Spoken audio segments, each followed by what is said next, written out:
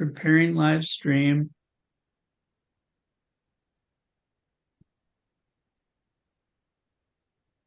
There we go. Groovy. And we're live. So, Mr. Terry Duke, the wise man, what are we learning about tonight? Hey, good morning, good evening, good afternoon, wherever you may be. Today we're talking about the hidden truth behind distressed property. So if you're a real estate agent or you're a buyer that's wanting to know what's going on with distressed property, and tonight we're going to kind of limit that to Colorado only, but you need to understand that for the majority of our lifetimes, there have been ebb and flows in the market, and it's been dominated during those ebb and flows with just traditional distressed property. That traditional distressed property is properties that are notices of default or are in foreclosure, people that are 3 years tax delinquent, or people that owe more on their property than their property is worth. Those are traditional distressed properties. And so if you go back and you look, and I'll take just our lifetimes, not the previous ones, but you go back from 1988 to 1996, we had some significant issues with regards to distressed property. There were a lot of foreclosures. There was a lot of upside down properties that were done as sold as short sales. And you had a lot of people that went tax delinquent where they ended up selling their house, or the state seized that property to sell it to satisfy the tax debt. That was 1988 to 1996 or so. Well, fast forward to 2006, and we repeated the same thing for different reasons. But from 2006 to 2011 or so, we had a lot of properties that were sold because they were in foreclosure. We had a lot of properties that were sold as short sales, meaning the owners owed more money than their property was worth. And you had a lot more sales where people were 3 years tax delinquent, and they either chose to sell the property and get out of it and satisfy the tax debt, or the state seized that property to satisfy the tax debt. So understand that that is a normal thing. What you need to understand today is that's not really happening. For the majority of the people in those positions right now, there are solutions that do not involve selling their property. So if you're a potential buyer out there right now and you're saying, ooh, goody, I want to buy a foreclosure, there's not a whole heck of a lot of them. If you're a real estate agent right now who thinks that they're going to market to foreclosures, well, that's really great, but that's not going to do you much good. And the third one is the people that are people that are tax delinquent. There are solutions for all these. So let me go through them for you. So people that are have a notice of default, the federal government, Fannie Mae, Freddie Mac, FHA, VA, at the beginning of this year came out with foreclosure abatement programs. And those foreclosure abatement programs allow the homeowner to stay in the house. They bring the loan current. They will allow if the people had a pandemic forbearance amount, they'll allow that to be added into the principal balance. And then it gets recast or redone, like it's a refinance, for 30 or 40 years. So that, for instance, is Chris owns a house. Chris has owned it for 7 years, but he's in foreclosure. Sorry, Chris, you're in foreclosure. And he had a pandemic forbearance that was $75,000, but he has a 3% interest rate and he doesn't want to lose it. His mortgage company is going to take the amount of money that he owes in the back payments, the amount of the money that he owes on the principal balance of the mortgage, and the amount of money that he owes on the pandemic forbearance. They're going to add them all up, and then they're going to say, okay, today is day one. You now have 40 years to repay us at the 3% that your mortgage currently is. So what happens to Chris is he no longer is in foreclosure. He no longer has a higher payment. He probably has a lower payment, and he no longer has to feel like he has to sell his house.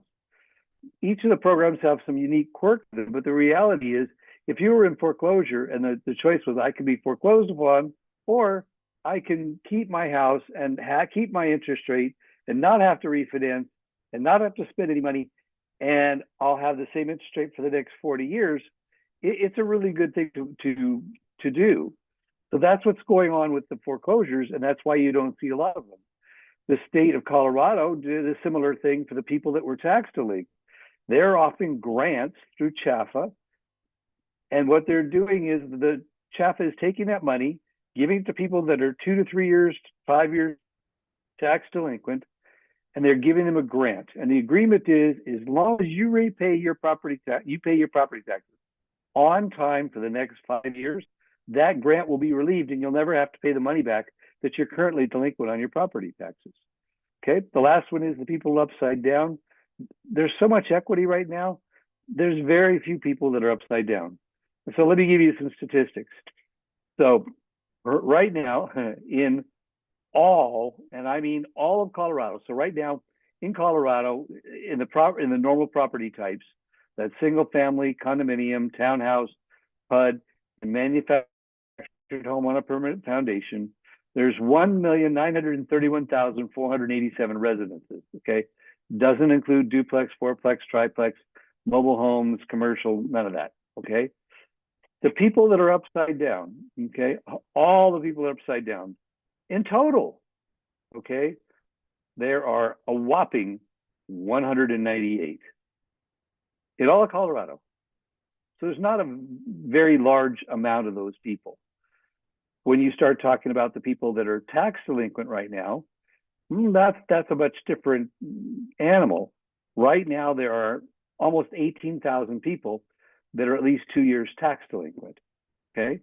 And then right now, there are 2,514 people in Colorado that are in foreclosure. But what should be important to you potential buyers and you potential real estate agents using it to go after getting business, in the notice of default category, the 2,514, there are only 76 properties that are listed and or in escrow that were notices of default. That's a very minuscule portion.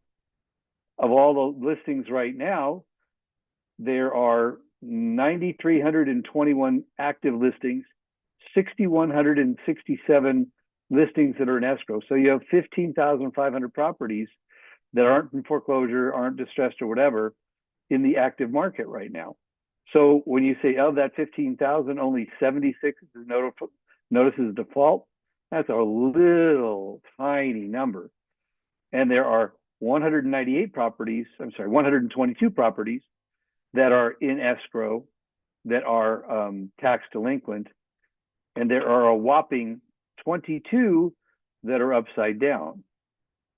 However, there's a hidden treasure out there that you guys should be aware of. So there are distressed properties, but I'm going to teach you something that you probably didn't know. So back in 2016, right after the election, when Donald Trump won, he pushed very, very, very hard on the powers that be in Fannie Mae and Freddie Mac and FHA and VA to loosen the guidelines for mortgages. He felt that the economy would be much better if we had more homeowners. And so there were significant changes made to the way that loans are looked at through the computer. It's called automated underwriting. So within that process, it was a lot easier to buy a house from 2016 till we had the pandemic.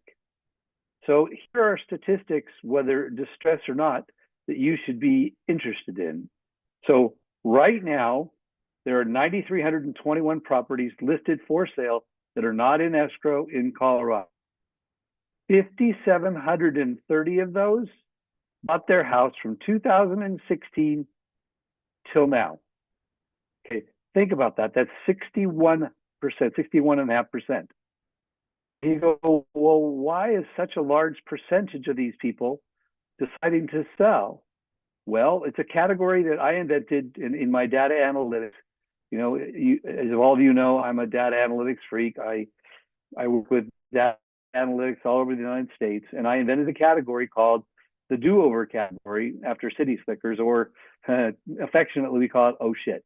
So the idea is these people that bought, when they bought in, they barely scraped in. That period of time from 2016 to 2020, the lowest average credit score, the lowest average down payment, the highest average debt to income ratio, and the least amount of reserves for any loans that were done since the mortgage meltdown. So they are the worst performing loans. Those loans from 16 to the beginning of 2020 have a 3 times more likelihood of being delinquent than all the rest of the portfolio combined. These people have got into the house. Their property taxes may have gone up. Their homeowner's insurance has definitely gone up. Utilities have doubled. They've never been a homeowner before. They were first-time buyers. And so everything that goes on in the house is theirs. They're responsible for the maintenance. They're responsible for the insurance. More than likely, it being a first-time house, they went and bought furniture and refrigerator and washer and dryer and fixed it all up nice. And, oh, well, they had to buy a new car to put in the garage. And all these things added up to the point that now they are house rich and life poor, and they are choosing to do something called a do-over. That do-over is they're selling their properties. They are taking the equity that they currently have, and they are now they are now paying off their debt and going back to renting that they were doing before. They're tired of eating macaroni and cheese for every meal. They're tired of being so far in debt, and this is what they're doing. So the interesting part about this, 61% of all listings are that way. 66% of all the properties that are in escrow were bought during that period of time. When you go up here and look at distressed property, notices of default, even though there aren't a lot of them, 55% of all the notices of default, same time period. The 42% of all the tax delinquent property that was listed came from that period of time. And 68% of all the upside down property was bought during that period of time that's currently listed. So the reality is for you as a real estate agent, or you as a potential buyer that wants to kind of know what they should be looking for, you're looking for people that bought as a first-time buyer 2016 to March of 2020 and bought with a minimum down payment. Those people are your target. And for you real estate agents, we here at Cross Country Mortgage have programs and systems that will help you market to those people, get the data that you don't have to go out scrounging for. We'll coach you what to say. We'll help you understand that you could help your potential buyers out there buy a property, because the likelihood of property, you have a 2 in 3 chance of being able to get a listing for somebody that way than the rest of the market. So you have much better odds to be able to do it. Now, the last thing that I want to point out about this is when you look at the market right now and you say, well, I've always done notices of default, I've always done distressed property. We, in the mortgage industry, call it a cure rate. So what percentage of the people that are in foreclosure cure their mortgages and don't list the property and don't allow it to go to foreclosure? Well, that figure right now in Colorado is more than 80%. So that means 2 out of 100 potential foreclosures end up as a listing or end up as a foreclosure. People that have properties that are tax delinquent, it's 99% cure it. People that are short sales, 96% cure it. So when you start talking about doing the same old, we're not in that market right now. We won't be in that kind of market for another probably 18 months. So for you as a real estate agent, or for you as a potential buyer, get your mind off of traditional foreclosures. They are not the wave of the future right now. It doesn't mean that you shouldn't understand where the foreclosures are coming from and reach out to those people, but they don't represent a good opportunity for you to sell a house. So that's kind of the lesson for the evening. Traditional foreclosures are not the way to be looking at it. You're looking for distressed, don't show up at a tax delinquency and are not upside down, but they fall in that category from 2016 till 2020. Very simple, great things to talk about. Heck, go out to your social media and say, did you buy your house from 2016 to 2020? Did you put a minimum down payment? Are you finding that your mortgage payments are overtaking you and you feel like doing over? Let's talk. That's all you got to do. And you'll get a bunch of people that want to talk to you, because as the market turns and we begin to see property values begin to erode, seeing a pretty good portion of Colorado do that, more and more people are going to make a decision because they don't want to lose the equity they currently have. They have a significant amount of equity in Colorado right now. Not that it's going to stay that way forever, but those people with equity who are barely scraping by, living paycheck to paycheck. They're the OSHA category. They're going to sell. 66% of all the listings are those people. So hopefully we've given you some hope and some opportunity to understand. It may have worked in the past for the foreclosures and distressed property, but not at the moment, not yet.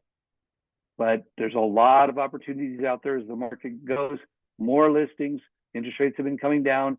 It's going to give you an opportunity to buy more houses, sell more houses, but what worked in the past isn't going to work in the future. So again, thank you very much tonight for watching our Cross Country Mortgage live stream. It is intended to educate you. It's in the Did You Know category. And did you know there's been a real change in distressed property? So thank you very much, everybody, for watching. We hope we see you guys again next week when we do this. And please, if you have questions or comments, get a hold of us. Thank you very much. Appreciate it, Terry. Good